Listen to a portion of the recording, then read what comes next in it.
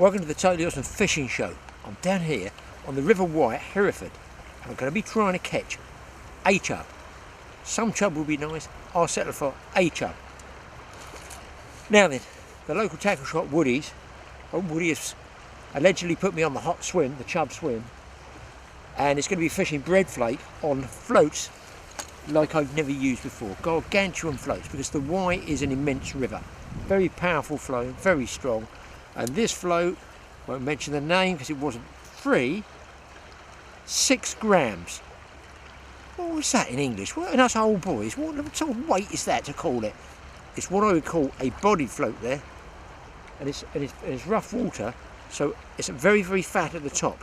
But it's a wire stem here, and I've had to put 1, 2, 3 support float rubbers there, because when I strike, it's so bulky, it slides down on these rubbers. Woody told me to put 3 on at least, even it's my strikes are immense. I think I'm shark fishing down there. Setting the hook, but I put a BB there at the depth I want to stop it sliding down anymore. A couple of SSGs, another SSG here. I suppose I'm fishing, look there, 3 feet deep. A BB just there, straight through, no loose, no hook links, anything like that.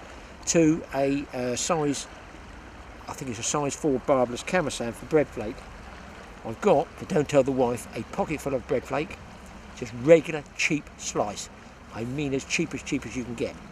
Break a piece off, about the size of, it's smaller than a 50p piece.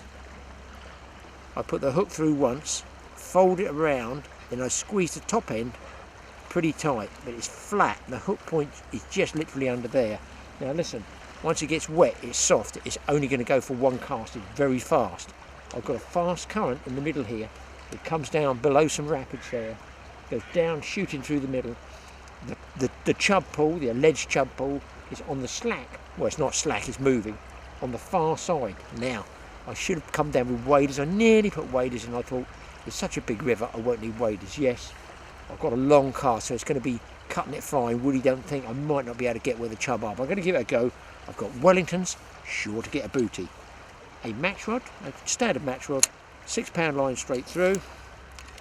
Just a regular, whatever size reel, who knows. Just a fishing reel, my old fishing was used for everything. I've made up some ground bait of mush sloppy bread and some 2mm, 4mm pellets, basically anything I can get in the bucket. Fairly stiff because it's fast flowing. And I'm firing them out about every 6th time going down.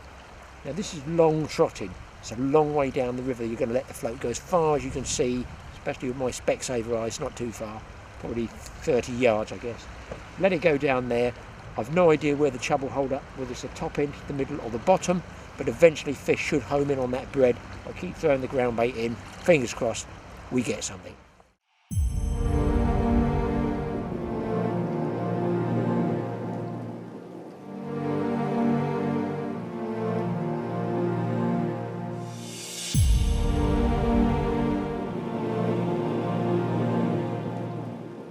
Right, pupils, just take note of how I'm putting this bread on the hook. It's bread flake. I fold it around the bend of the hook, actually put the hook through it. I personally give it a little bit of a twist, and then I pinch onto the eye of the hook, just there at the top, that long bit, and that should hold it in place.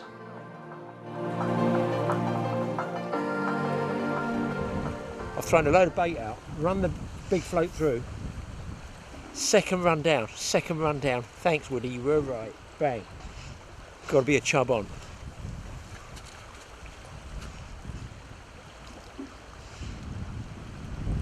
Just going to hand lift this one to show you.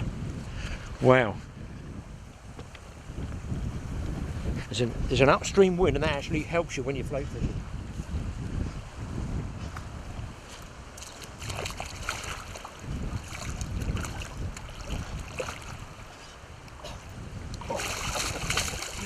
Success in every Totally Awesome packet. Oh my god. Beautiful looking fish. Spanking condition because it's coming in autumn, early winter. That's the time to go chub fishing, guys. Back end of sort of October, and then obviously right through the winter they'll feed. Barbel might go off, but the chub should stay on. A long drive for me, 3 hours up here. Gee, I don't think I'll be going to any of those southern rivers again, fishing like this.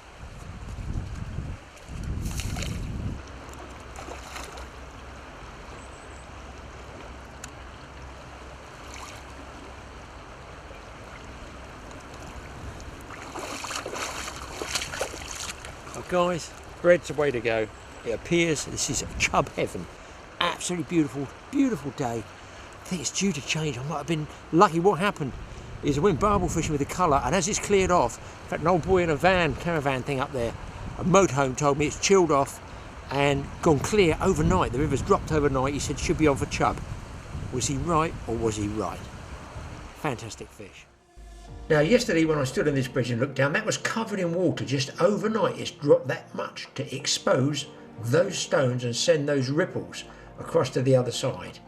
It wasn't there before, and looking upstream, even that looked from the edge of the bank on the left like it had dropped, I'm guessing about a foot or so.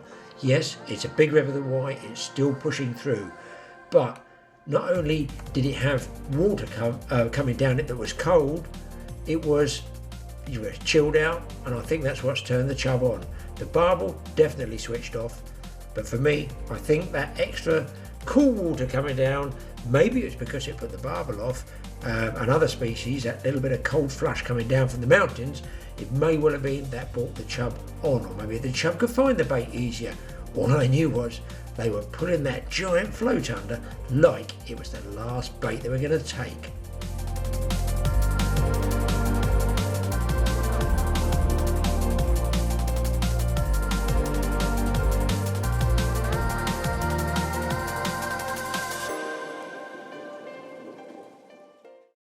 Some people might think, well, you're not using a landing net, Graeme. Listen, when you're in boots or you're standing in the water, you don't really need the landing net. You can get the fish out, especially if they're 3 to 6 pound fish. It's just what's called hand lifting them out.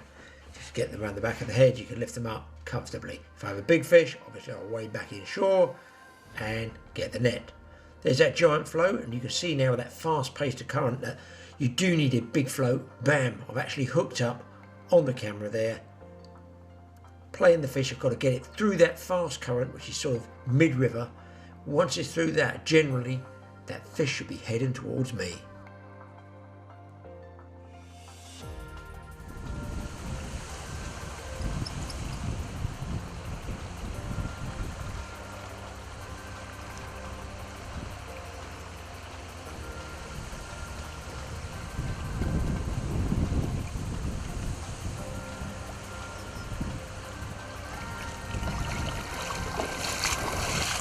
Wow, got that one on the camera, just nicked, just there on the edge.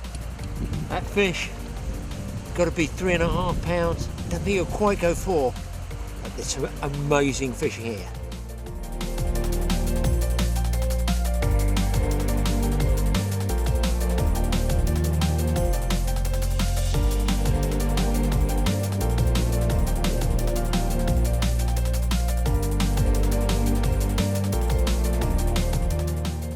Now listen people, I'm no expert on the Wye. I've only been there 2-3 times, something like that.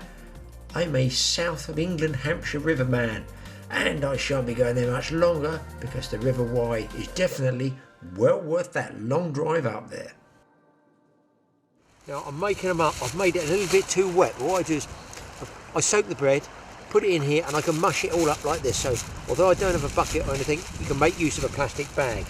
If, as I've done, I've got a little bit too much water in there, just squeeze them up into the balls that you want to throw out like this. And although they might be a little bit loose, a little bit sloppy, if you leave them out for about half an hour, they'll just dry out around the edges, and that's just enough to enable you to throw them out without breaking up. You want them to break on impact, you don't want them breaking up in the air. Now I like to make up actually a load of ground bait balls. The reason for this being, you get your hands gunked up just the once. But more important, I'm not using a catapult, I'm throwing them all in by hand. So therefore, when you get the first ball hitting the surface, it leaves a ring on the surface. I can throw upstream of that and hopefully aim in the same sort of ring, the same sort of area, because that current there is fast. It's going to sweep any ground bait down pretty quickly. It's going to break up, you're going to lose it. So don't be afraid about putting some, decent balls of ground bait in there, possibly on the little and often, not huge, humongous orange size balls of ground bait, but you want more, I don't know, even a golf ball size. You're trying to retain the fish's interest in the feed. You're trying to get regularity of feeding, get them confident. You want them making a mistake. You wanted them to slip up. Here we go, just hand lift the fish out. It's a 3 pound chub or whatever it is, no problem at all. The net's right there in the rod bed, should I hook a bigger fish. Beautiful condition in this area, these fish, great big scales, and of course I don't bother with keeping it, they go straight back.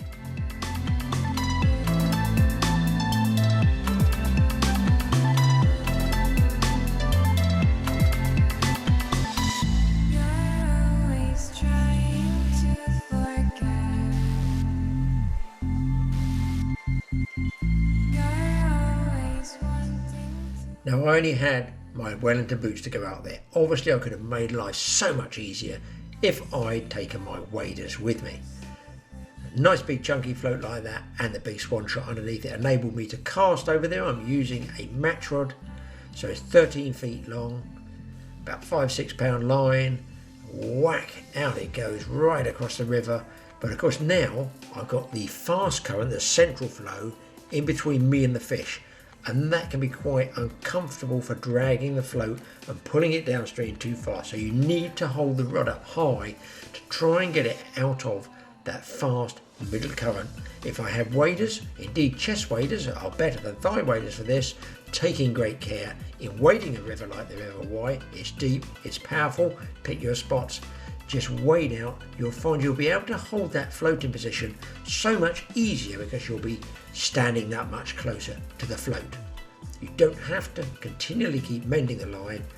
Obviously, you know, if you haven't got thigh waders or chest waders, you're going to have to make do with long casting and missing a few bites. Hey ho, what a setting. It's worth it. If you can get in the water, it does enable you to get that a little bit further. Now there's the ground bait going in. See guys, that's what it looks like, the old bread mushed up.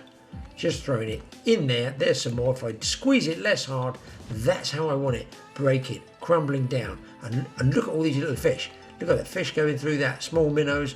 They are absolutely straight onto it. Hopefully you can see them darting around. That is effectively what I want. Mushed up bread, ground bait, pellets, whatever, mostly bread flake. And if you get it to the right consistency, keeping it wet in a plastic bag, you can see there, big flakes, small flakes, lots of little bits going down. More important, the activity of all those minnows and small fish going through that bread, I feel attracts the larger fish like the chub.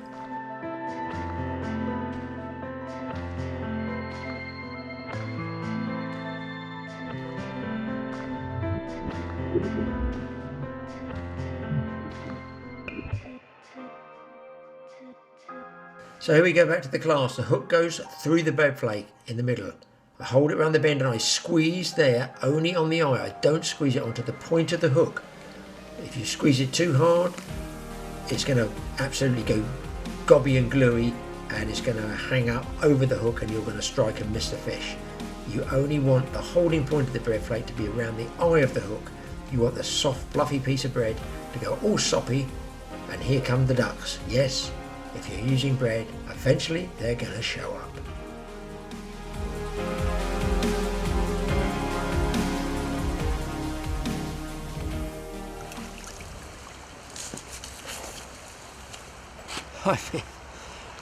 This is not a small chub, guys.